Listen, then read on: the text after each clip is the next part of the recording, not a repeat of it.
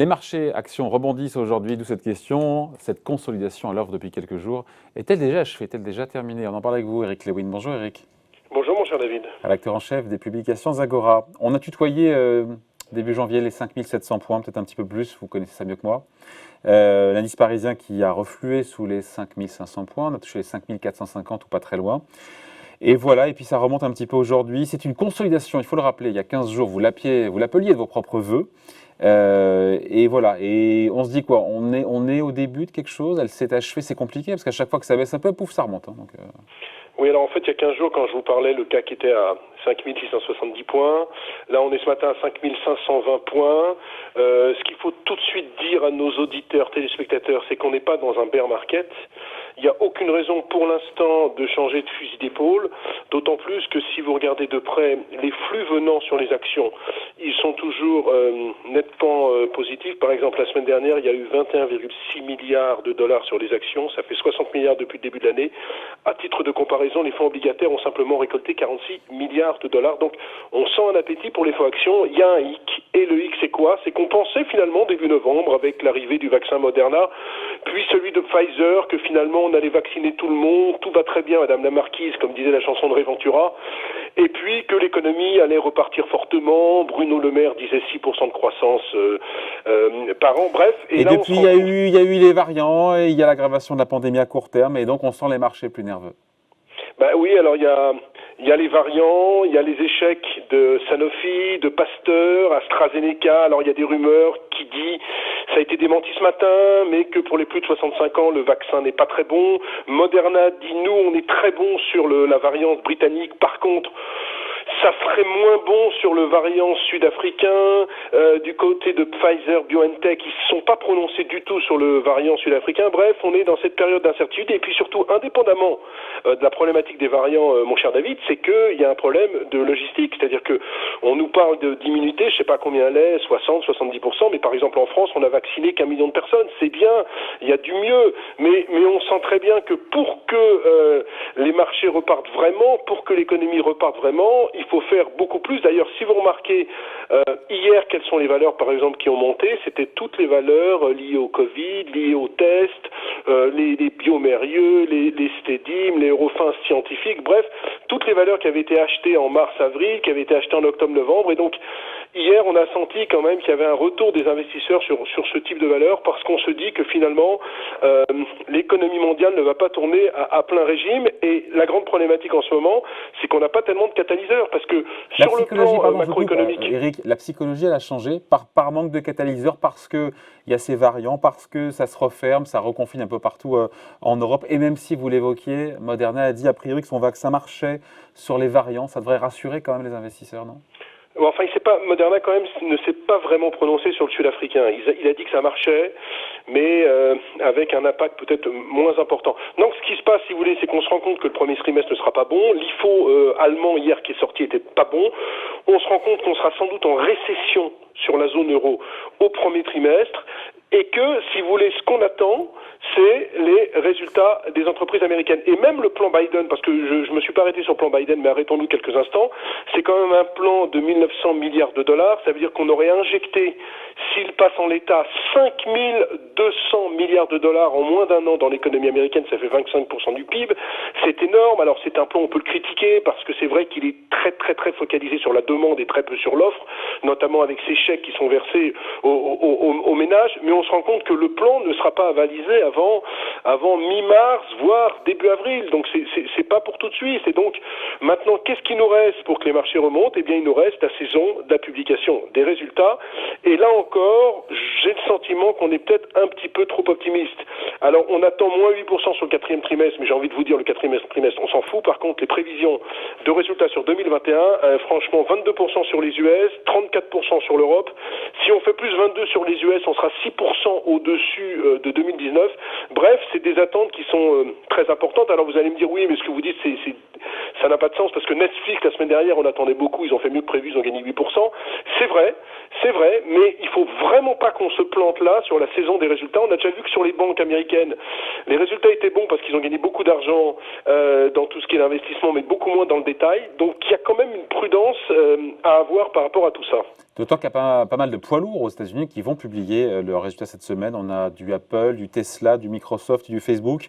Ça pourrait servir de support ou pas d'ailleurs aux actions pour consolider le rebond ou accentuer la correction. La problématique, si vous voulez, moi j'ai regardé tous les PE. Alors bon, Paris, ça vaut 20 fois les bénéfices, ça va encore. Le S&P, ça vaut 23 fois les bénéfices, ça va encore. Mais enfin, sur le Nasdaq, on est sur des PE de 35. Donc, franchement, il faut que ça soit vraiment bon pour qu'on continue à monter en ligne droite. Et la problématique, c'est que quand vous entendez le discours des chefs d'entreprise, notamment aux États-Unis, parce qu'on est toujours en avance aux États-Unis par rapport à la France, à part dans les semi-conducteurs avec ASML la semaine dernière, enfin c'est un groupe néerlandais, vous allez me dire, mais très présent aux US, où on s'est rendu compte que finalement ça marche très bien dans les semi-conducteurs parce qu'on est en pénurie, le discours n'est pas super offensif, n'est pas super optimiste. Alors j'ai pas envie non plus d'affoler la galerie en étant super noir, parce que j'ai plutôt une mentalité optimiste dans la vie, mais je trouve qu'il y a beaucoup d'éléments qui font que je ne serais pas étonné si on allait voir les 5250, 5300 sur le CAC 40. Alors vous allez me dire, c'est pas grand-chose. On est au début encore de la consolidation. Ouais, je pense qu'elle n'est pas finie. Je pense qu'on est au milieu du gué. On a déjà perdu, je crois que le plus haut, c'est 5701 points, pour être précis. On a perdu, disons, 250 points au plus bas d'hier par rapport à ce niveau. Moi, j'ai le sentiment qu'on peut encore perdre. Là, on est quoi, à 5005, on peut encore perdre 200, 250 points. Parce que, encore une fois, la situation sanitaire, c'est compliqué. Et puis, par exemple, en France... Eric, la valorisation des marchés, est-elle compatible avec de nouveaux confinements en Europe et une reprise qui est décalée dans le temps ? Et donc, qui diffère aussi la reprise des profits. Tout dépend du confinement. Si c'est le confinement pur et dur du mois de mars, mais je pense que le gouvernement ne veut pas du tout ce genre de situation, ça n'a rien à voir. Maintenant, si en fait, il faut pas regarder simplement le confinement, pour être précis. Il faut regarder la combinaison confinement-vaccination. Si on se rend compte que le confinement se place plutôt bien, avec une vaccination qui avance et des cas qui diminuent et un R0 qui diminue, alors c'est très positif sur les marchés. Si on se rend compte que malheureusement il y a de plus en plus de cas britanniques, de plus en plus de cas sud-africains, que la vaccination ne marche pas en termes de logistique, il y a du retard, il y a de plus en plus de cas, il y a de plus en plus de personnes en réanimation, c'est pas bon pour les marchés. En fait, il faut regarder, si vous voulez maintenant, il faut regarder tout un ensemble. Il faut plus regarder comme on regardait au mois de mars des cas de contamination qui montaient. Il faut regarder cet ensemble. Il faudrait même créer un modèle en se disant, tiens, on intègre le nombre de personnes vaccinées par jour. Donc, effectivement, si tout ça se passe mal, les marchés n'ont absolument rien à faire à ces niveaux-là, même si, d'un point de vue purement financier, on sait que les politiques monétaires vont rester accommodantes. Il y a la politique monétaire de la Fed cette semaine. Très honnêtement, Powell, même s'il y a des indicateurs économiques peut-être un petit peu meilleurs aux États-Unis, Powell ne va pas bouger, ne va pas changer d'un iota sa politique monétaire, parce qu'il sait très bien que s'il fait remonter trop fortement les taux lourds, notamment ce fameux 10 ans américain, on peut avoir un gros problème sur les actions. Donc politique monétaire accommodante, politique budgétaire, on a parlé de Biden, ultra accommodante. Les flux arrivent sur les actions, le panorama est superbe, sauf qu'il y a cette crise sanitaire qui n'en finit pas. Chaque fois qu'on a l'impression d'être sorti de l'auberge, hop, on replonge, et puis en plus, le problème de la France, c'est qu'il y a une espèce de cacophonie, c'est-à-dire que Delfrécy, je n'ai pas envie de faire de politique, mais il dit quelque chose sur BFM Dimanche, l'interview de Libération ce matin, il dit un peu l'inverse. Bref, on a le sentiment que c'est un peu la cacophonie, et on est vraiment dans le tâtonnement sur la gestion de cette pandémie. Et donc il y a plus d'arguments qui plaident pour une consolidation, même si à chaque mouvement de correction, il y a toujours eu un rebond assez rapide derrière.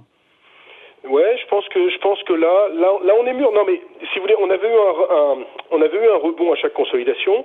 L'envolée par exemple de novembre est due à quoi? Est due à la découverte des vaccins et au fait que finalement Biden a été élu, il n'y a pas eu trop de problèmes, même si sur le Capitole il y a eu des choses insupportables début janvier. Donc les investisseurs avaient des catalyseurs.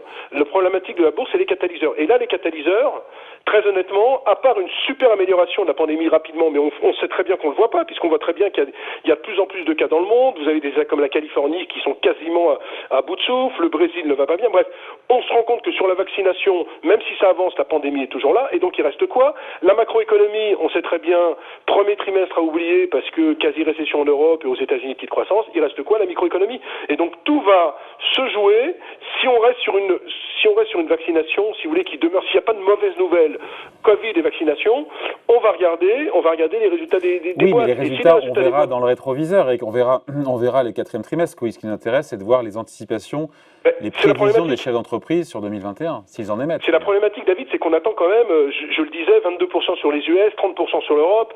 Franchement, faut y aller, hein. C'est-à-dire qu'à part certains secteurs où on sait que ça sera très bon, parce que par exemple dans les semi-conducteurs, il y a une pénurie mondiale de semi-conducteurs et il y a une demande énorme, le télétravail, l'automobile, je ne vais pas vous refaire toute la synthèse des semi-conducteurs. À part ce secteur-là et peut-être quelques techs, on ne sait pas où on va. On ne sait pas où on va. On est dans la plus grande expectative. Quelles seront les réactions des valeurs industrielles? On sait que Biden veut augmenter le salaire minimum à $15. Comment ça va se passer? Comment les boîtes peuvent les intégrer? Est-ce que les boîtes vont communiquer par rapport à ça? Bref, on a beaucoup d'attentes. Et comme je pense que les attentes sont très élevées sur 2021, compte tenu d'un premier trimestre qui ne sera pas exceptionnel, je pense que tout cela Tout ça plaide pour une poursuite de la consolidation, à vous écouter. Bah oui, pour une poursuite. Mais attendez, encore une fois, je vais vous dire, entre vous et moi, quand on dit poursuivre la consolidation, franchement, si on va de 5500 le niveau actuel à 5250, ça fait 250 points, ça fait 5%. Franchement, il n'y a pas mort d'homme. C'est-à-dire que sur l'ensemble d'une année, bien sûr, quand ça va arriver, on va dire c'est dramatique, mais regardez la séance d'hier qui était terrible, c'est pas si terrible que ça quand même. Il faut savoir raison garder. C'est-à-dire que comme depuis le mois de mars, on a des marchés qui montent, on a le sentiment que dès qu'il y a une consolidation de 5%, c'est la fin du monde.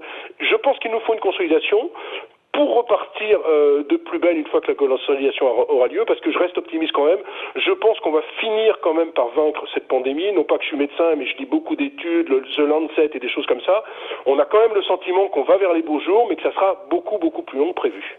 Voilà donc, explication et surtout point de vue et conviction signé Eric Lawin, rédacteur en chef des publications Zagora. Merci Eric. Merci David. Salut.